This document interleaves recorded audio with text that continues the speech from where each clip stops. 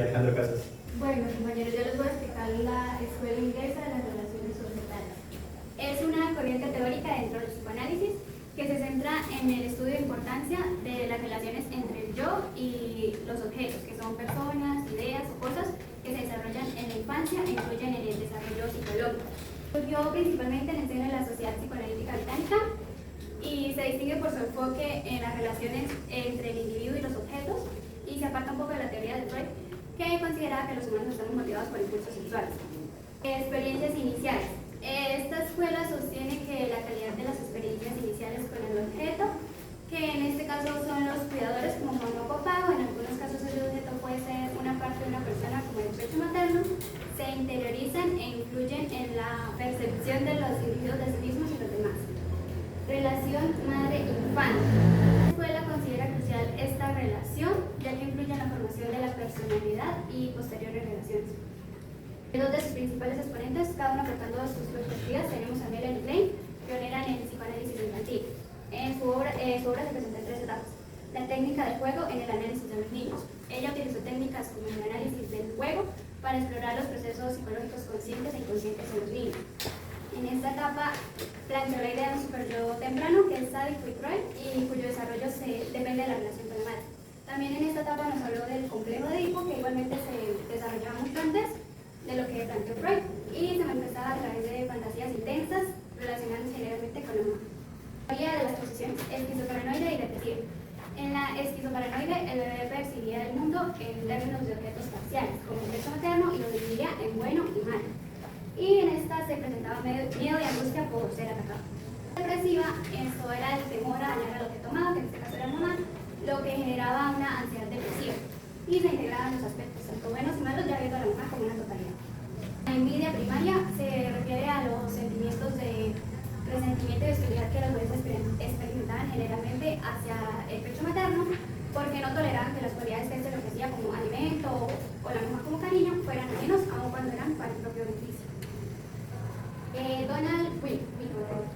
Él expandió la teoría de las relaciones objetales al centrarse en cómo la interacción entre la mamá y el bebé influyen en la formación del psiquismo del niño.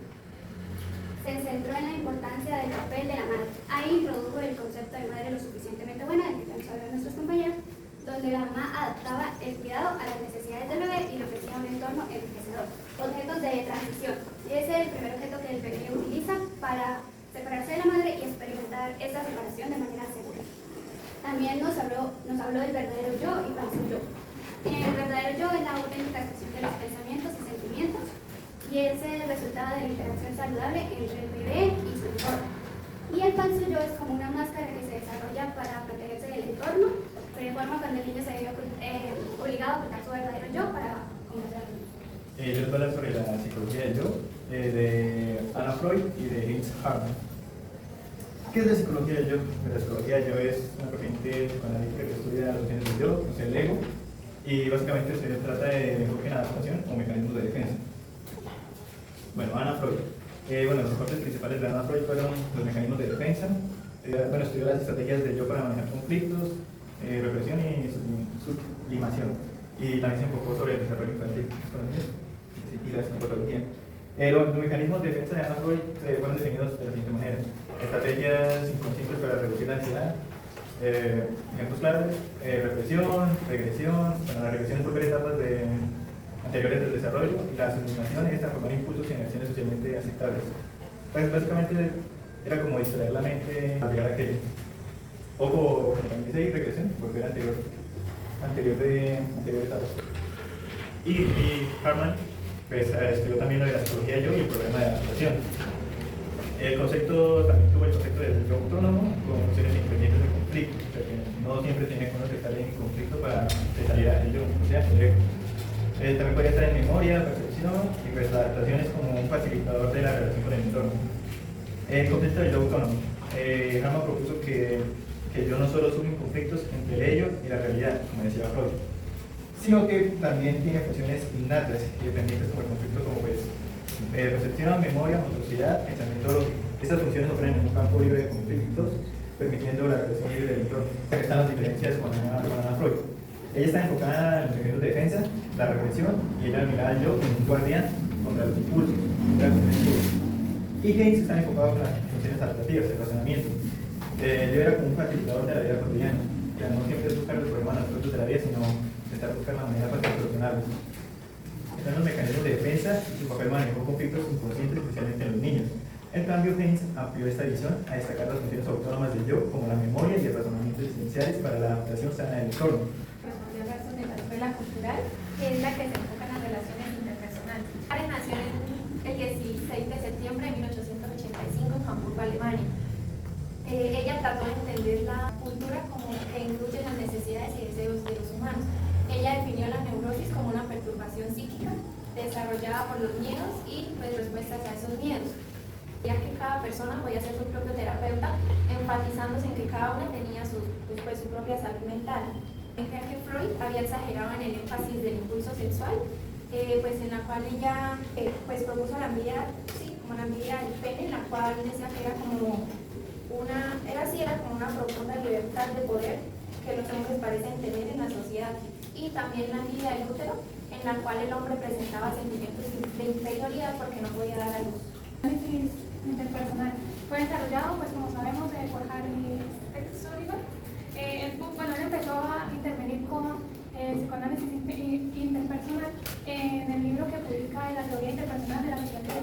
En este logra brindar como punto de vista del psicoanálisis como objeto de estudio de que no solo, digamos, el individuo debería que estudiarse de una apariencia psicosexual o de sus necesidades sino también verlo desde cómo llega a interactuar con su medio externo. Hizo énfasis como en el concepto de que la personalidad y él la logra definir como ese patrón de actos o el cómo un individuo se llegaba a relacionar con los demás y satisfacer las necesidades no solo biológicas sino también de su bienestar fundamental.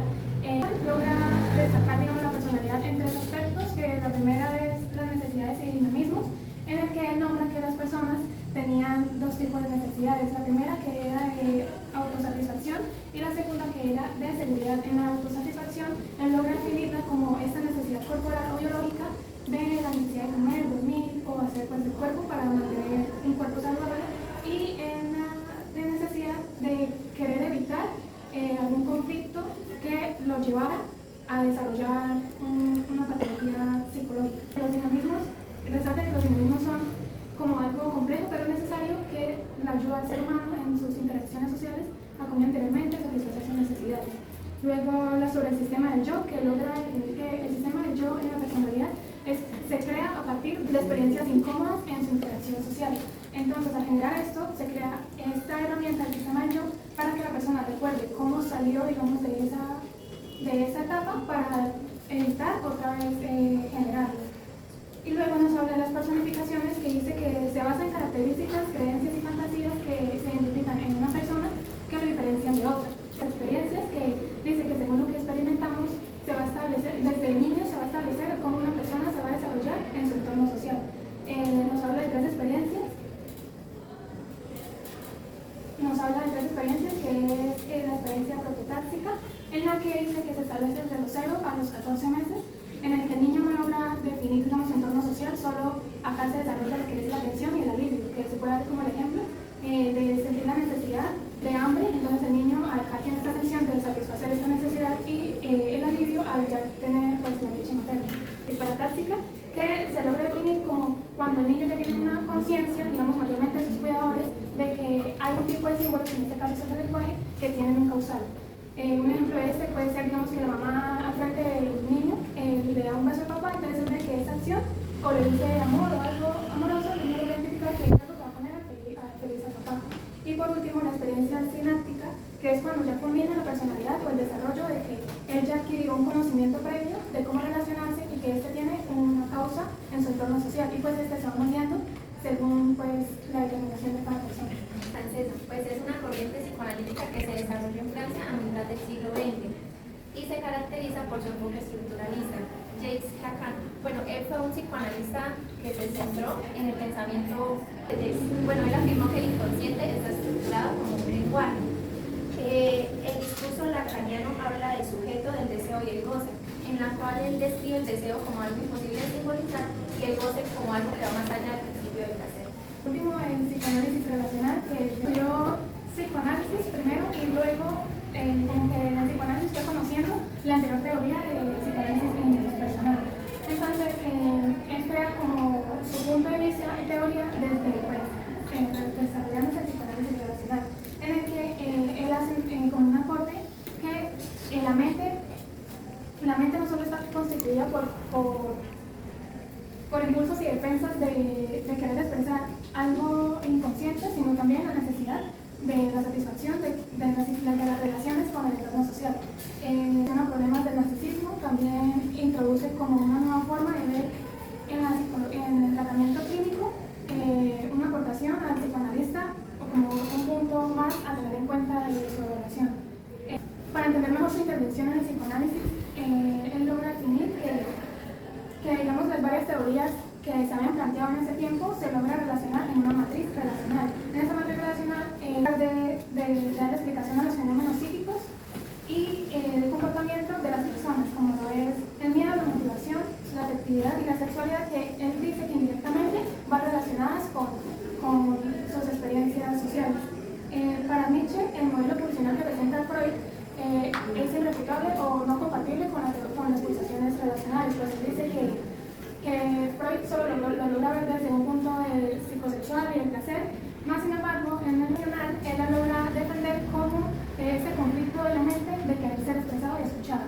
Logra definir como cuando el bebé se relaciona con su madre con sus padres, que primero busca la necesidad de la atención o de compartir este vínculo y luego de alimentarse. Un poco lo que tiene anteriormente de la matriz relacional, que fue lo que más se basó Nietzsche, fue que la matriz relacional, como acaba de decir, encierra todos los paradigmas que se establecieron en ese tiempo del psicoanálisis, en el que todos aportaban para un estudio de la persona o de sí mismo y luego desarrollar una forma individual.